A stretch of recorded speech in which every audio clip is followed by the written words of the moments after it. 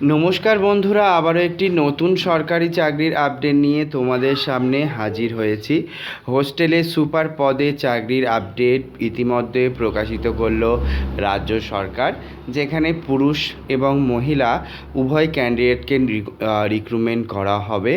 18 থেকে 45 বছর পর্যন্ত চাকরি প্রার্থীরা আবেদন করতে পারবে এবং অফলাইনের মাধ্যমে এই নিয়োগ, পরীক্ষা ছাড়াই চাকরি প্রার্থীরা আবেদন করতে পারবে। হোস্টেলে এই যে চাকরির আপডেট প্রকাশিত হয়েছে, সেখানে যদি কোনো ক্যান্ডিডেট আবেদন করতে চায়, সেক্ষেত্রে চাকরি প্রার্থীর কীভাবে ফর্ম ফিল আপ করতে হবে এবং আর কি কি এলিজিবিলিটি ক্রাইটেরিয়া রাখা হয়েছে সেগুলোও কিন্তু তোমাদেরকে জানাবো।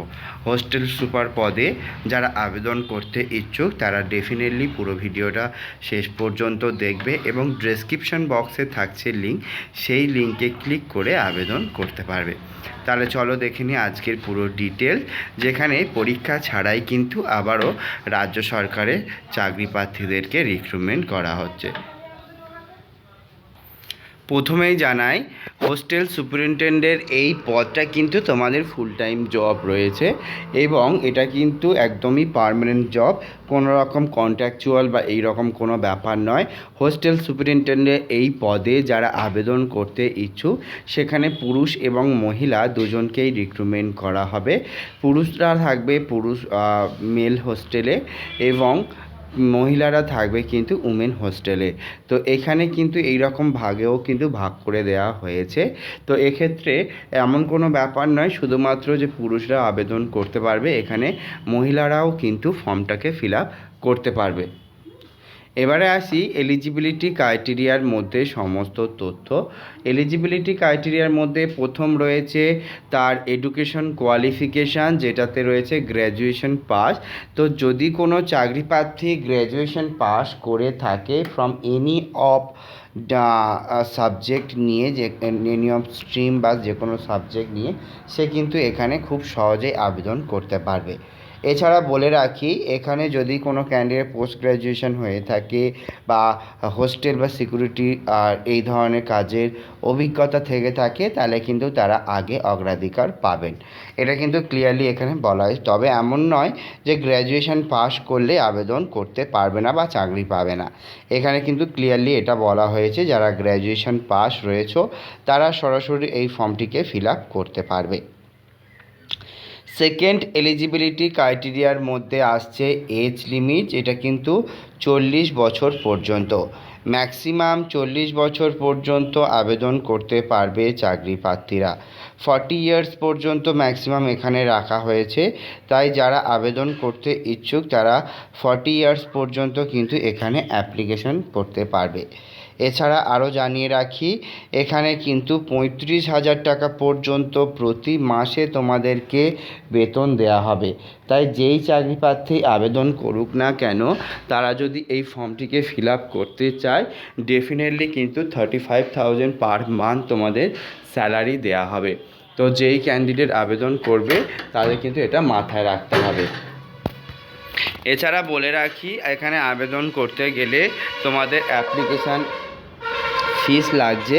তো অ্যাপ্লিকেশান ফিসের কথা যদি বলি, 250 rupees for SC ST and 500 rupees for general and unreserved এবং OBC ক্যান্ডিডেটদের জন্য কিন্তু ক্লিয়ারলি এটা মেনশন করা হয়েছে। তো যেই ক্যান্ডিডেট আবেদন করতে ইচ্ছুক তাকে কিন্তু এটা এখানে দেয়া হবে। এর সাথে সাথে আরও কিছু এলিজিবিলিটি ক্রাইটেরিয়ার তথ্য তুলে ধরা হয়েছে, বলে দিই। তো এটা কিন্তু প্রকাশিত হয়েছে রবীন্দ্রভারতী ইউনিভার্সিটির তরফ থেকে এবং সেখান থেকেই কিন্তু আবেদন করতে পারবে। তো রবীন্দ্রভারতী ইউনিভার্সিটির তরফ থেকে কিন্তু যারা আবেদন করতে চাও তারা কিন্তু ফর্ম ফিল আপ করতে পারবে এবং এখানে এই যে ফর্মটি রয়েছে এই ফর্মটি তোমাদেরকে ফিল আপ করতে হবে। তো এখানে কিন্তু যারা আবেদন করতে ইচ্ছুক তাদেরকে প্রথমেই জানাই, তারা কিন্তু এই ফর্মটিকে সঠিকভাবে ফিল আপ করতে হবে, ফিল আপ করে আবেদন করতে পারবে। তো যেই ক্যান্ডিডেট আবেদন করতে ইচ্ছুক তারা কিন্তু আবেদন করতে পারবে এখানে। এই ফর্মটি ফিল আপ করার জন্য সমস্ত ডকুমেন্ট যেমন শিক্ষাগত যোগ্যতার সার্টিফিকেট, বয়সের প্রমাণপত্র, কাস্ট সার্টিফিকেট, ভোটার কার্ড, আধার কার্ড, সমস্ত কিছু নিয়ে পাসপোর্ট সাইজ ফটোগ্রাফ নিয়ে আবেদন করতে হবে। তো তার মধ্যে তোমাদেরকে আমি এবার দেখাবো ফর্ম ফিল আপটা কীভাবে করবে। অ্যাডভার্টাইজমেন্ট নাম্বার, পোস্ট কোন পদের জন্য আবেদন করবে এবং পোস্ট নাম্বার সেগুলো কিন্তু ওপরে পেয়ে যাচ্ছ। এবং এই ফর্মটি কিন্তু ডেসক্রিপশান বক্সে থেকে তোমরা লিঙ্কে ক্লিক করে ডাউনলোড করতে পারবে। এখানে একটি পাসপোর্ট সাইজ ফটোগ্রাফ অ্যাটাচ করতে বলা হচ্ছে উইথ সেলফ অ্যাটেস্টেড করে পাসপোর্ট সাইজ ফটোগ্রাফটা এখানে অ্যাটাচ করবে। তারপরে এখানে অ্যাডভার্টাইজমেন্ট নাম্বার, ডেট, পোস্টের নাম লিখে তারপর শুরু হবে নিজেদের তথ্য দেয়া। তো ফার্স্ট আসছে তোমার নাম, যেটা কিন্তু ক্যাপিটাল লেটারে লিখতে হবে। Second, date of birth, age কত হচ্ছে সেটা এখানে দেবে, কত বছর এবং কত মাস সেটাও কিন্তু এখানে তোমাদের লিখতে হবে। Father name, marital status, mailing address, যার মধ্যে pin code, telephone number, mobile number, email ID এগুলো কিন্তু লিখতে হবে। পার্মানেন্ট অ্যাড্রেস যার মধ্যে সেম রয়েছে, যদি কোনো ক্যান্ডিডেট আলাদা হয় সে কিন্তু আলাদা লিখবে। তারপরে জেন্ডার, ন্যাশনালিটি, স্টেট কী রয়েছে, রিলিজিয়ন কী রয়েছে, কী ক্যাটাগরি বা কাস্ট কী সেটা এখানে লিখতে হবে। এডুকেশন কোয়ালিফিকেশান লিখতে হবে, যেখানে কোন এক্সামে পাস করেছে, স্কুলের নাম বা কলেজের নাম, percentage, subject, class, year of passing এগুলো এখানে লিখতে হবে।